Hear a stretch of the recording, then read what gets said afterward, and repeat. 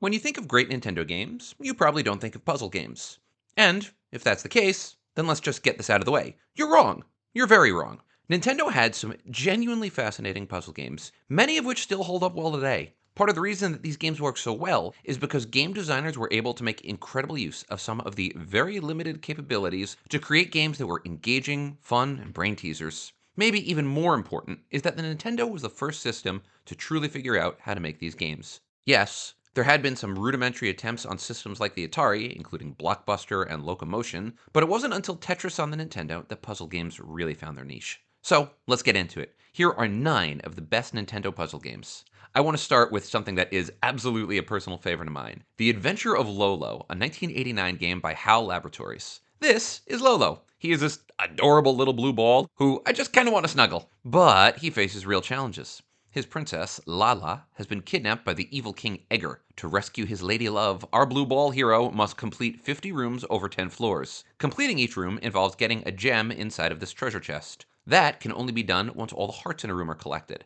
Some hearts also give you the ability to shoot and turn enemies into eggs. You face various enemies of increasing difficulty as the game goes on. Unlike other games that were popular at the time, speed and reflexes weren't nearly as important, for the most part, as brain power. This game was a test of your ability to plan and see ahead to the next step. It also had a relatively unique feature, a self-destruct button, which could be activated by hitting select. It was often necessary, as it is distinctly possible to trap yourself in a level. The game holds up really well. It's the sort of title that you would expect to see on the Apple Store. Nintendo and HAL saw a benefit in it too. There would be 2 more versions of the game, plus a Game Boy version. Next, let's talk about Wrecking Crew. This is actually one of the first games that would allow you to play as Mario. Released in 1984, this game was too early for some Nintendo players, but it may have been the first puzzle game available on the system. In fact, if you played it in North America, you were playing on one of the original 17 games that were released for Nintendo. Like Lolo, Wrecking Crew required foresight and planning. You play as Mario, and you have a big hammer. Neat! With that big hammer, you have to destroy a series of objects, including walls, bombs, enemies, and more. The challenge is that each object has a different use. For example,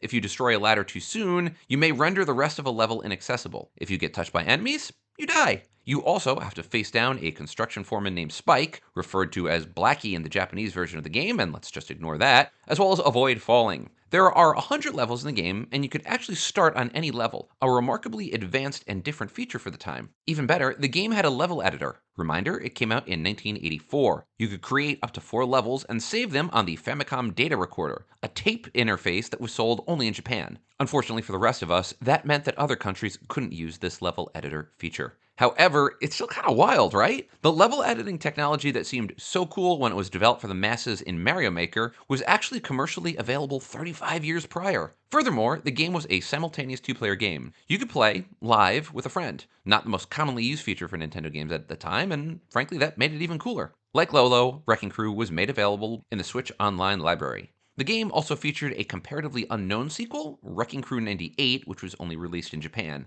That game changed from the original to be a little bit more puzzle-oriented, requiring players to line up panels in the same color. So this next one's a strange one, and honestly, it's a bit of a cheat. I grew up loving Lemmings. The game, featuring the adorable and extremely stupid aforementioned creatures, basically allowed you to play God. Your goal was to get the little lemmings from point A to point B with a minimum of death and bloodshed. The lemmings would walk in a straight line and only deviate from that line if you used one of the various tools at your disposal. The tools changed in each level, and your job was to get the lemmings to the exit. You could build stairs, use parachutes, have one lemming act as a crossing guard, and more. Like most of the rest of the games on this list, the game got increasingly challenging as levels went on, and the obstacles grew more and more difficult. Remember, the lemmings had no survival skills. They would simply walk in a straight line, even if that meant falling into lava or jumping off a massive cliff. So I say this is cheat because if I'm being honest, the game comes in a lot of different forms, and I mean a lot of different forms. I have been using the computer game for the footage, but will now switch over to the Nintendo versions.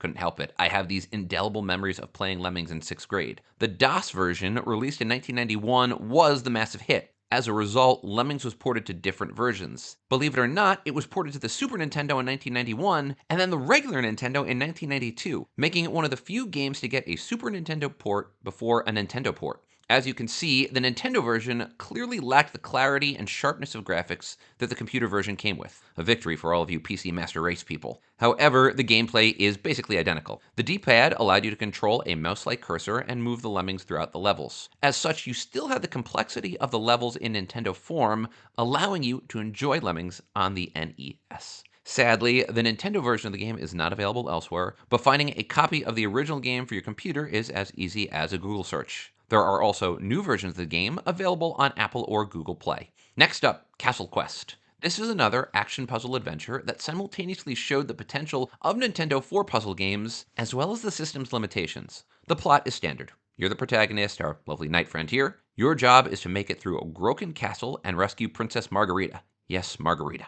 There are enemies, but the real goal with these enemies is to just not touch them. What you're trying to do is advance through each room by aligning certain objects. You also have to stand by doors to open them, so you have to plan ahead and figure out how you're going to move from room to room. The game tests your logic skills and demands that you plan ahead in order to survive. There's also some platforming, and you have the ability to stab bad guys with your sword as you jump from level to level. One of the real challenges with this game is that the rooms are wider than the screen. You get this brief preview, but by and large you have to move backward and forward in order to get a good view of each room. This could be annoying and wasn't present in the computer version of the game. Adding to the frustration and the planning is that you have to carry a key with you to open a color-matched door. Keys are consumable items, so once you get one, you have to get another to open the same door of the same color. So here's where things get interesting. The game was released for computers, and there are separate versions for the Famicom in Japan and the Nintendo in the rest of the world.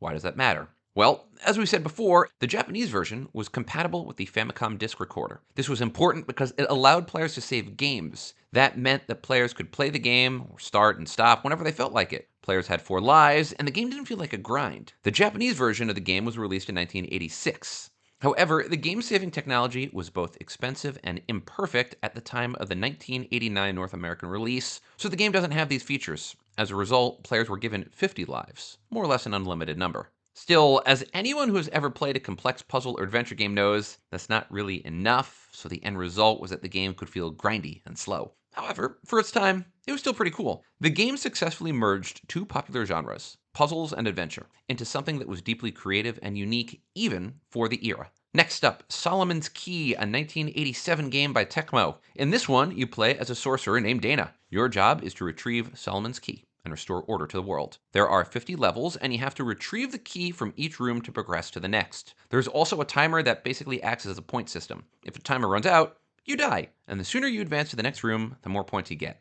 Again, we're talking about a 1987 game, but it still uses some relatively advanced features. You can create blocks, destroy them, kill enemies, and upgrade the tools your character has along the way. The better you are at finding hidden items and hidden rooms, the more of the game you get to experience, and the higher your point total becomes. The challenge with Solomon's Key, it was really hard. The enemies never stopped spawning, meaning you could kill one, only to have it reappear 3 seconds later. Finding hidden objects or rooms was hard, to put it politely, as there were often 0 hints, sort of like Zelda. Additionally, it was possible for you to inadvertently destroy a block or otherwise make a room completely impossible to advance, meaning you had to be very careful with how you played. The game started its life as an arcade game in 1986 and wound up being ported into over a dozen systems, including the Nintendo. If you're interested in replaying this one, you have the option to do so via the Nintendo Switch online store. Next, Clu Clu Land. Like Wrecking Crew, this game was released at the very start of Nintendo's availability in North America, getting an October 1985 release and making it one of the first games available after the initial batch of 18. You play as this adorable balloon fish, appropriately named Bubbles. Your job is to swim around each level and uncover gold coins that are usually contained in some sort of shape.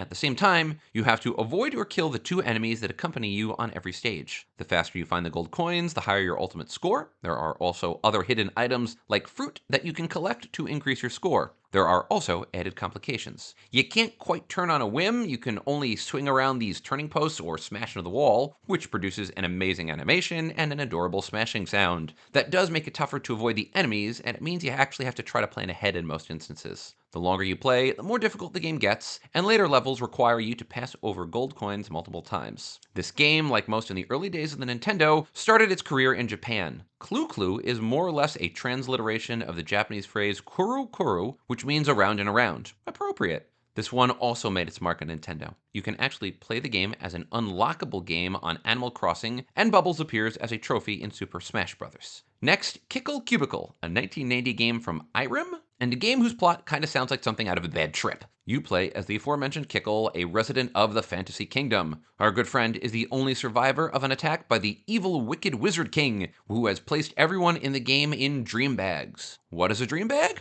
I choose not to think about it. Anyway, your job is to use Kickle's freezing breath to freeze the bad guys and save your homeworld. There are 4 lands in the game: Garden Land, Fruit Land, Cake Land, and Toy Land. You have to defeat those in order, at least in the North American version, before moving on to the final 30 special levels. Each level takes place on a frozen island. You have to freeze enemies, then incorporate those enemies to ensure you can access other parts of the level. Collect the red bags on a level, and you move on to the next. As you would imagine, different levels contain different power-ups that can have a positive impact on your search throughout the game. There's also a timer that does impact your score. I think what struck me the most about this game is how damn spacey it sounds. And even for Nintendo games, this one's on another level. It started in Japan, and I think you could really see the fantasy and anime influence of that country on the game. Thanks to a development that was later in the Nintendo lifecycle, 1990, this game was able to incorporate some sharper graphics and colors than others on the list. Since this one was an arcade game before a Nintendo game, there are plenty of websites on which you could play it for free. Unfortunately, I couldn't find it on the Nintendo Switch. Next up, Wario's Woods, a 1995 puzzle game, and a deeply special game for reasons I will explain momentarily.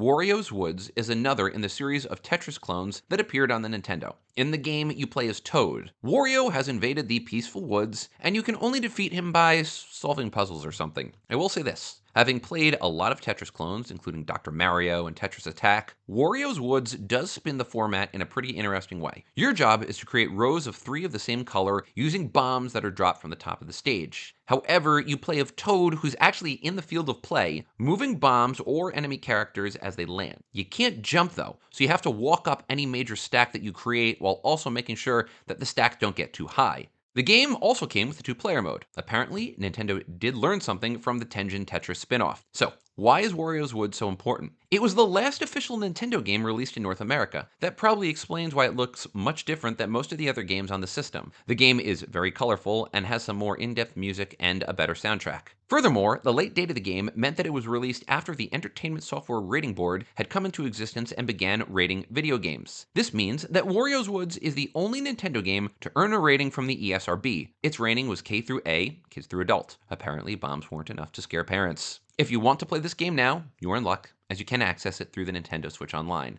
And I want to conclude with a personal favorite of mine, Mendel Palace. Mendel Palace is a part adventure game, part puzzler. In this 1989 Game Freak game, you play as Bonbon and must rescue your girlfriend Candy, who's trapped in her own dream. Bonbon and Candy, what a couple. So here's the thing about this one.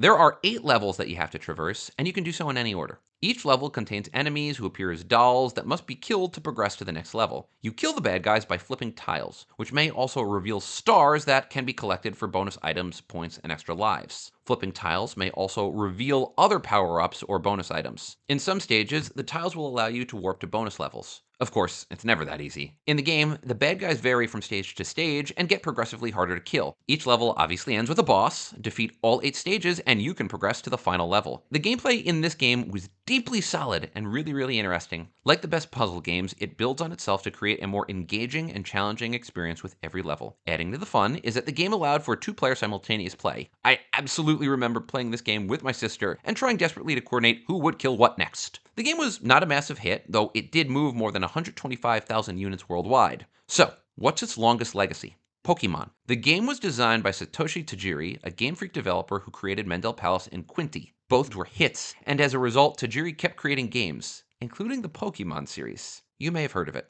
Puzzle games aren't for everyone. They are, in many ways, the nerds of the video game universe. However, if you liked puzzle games as an adult, chances are good that you liked these games as a kid. More to the point, these games highlighted the potential and promise of the Nintendo. Even with strict technical limitations, developers were able to create some masterpieces, setting the stage for future games that we still play today. So, you made it here, which means you must have liked the video, and I have good news. There are more videos for you to watch. Please check out the channel page where you can find more videos or subscribe, and please like this video if it was something you enjoyed. You can also click on the next video that has been served up to you by the almighty YouTube algorithm, which knows us better than we know ourselves. Regardless of what you do next, thanks so much for watching, and I hope you enjoyed watching this video as much as I liked making it. Take care, everybody.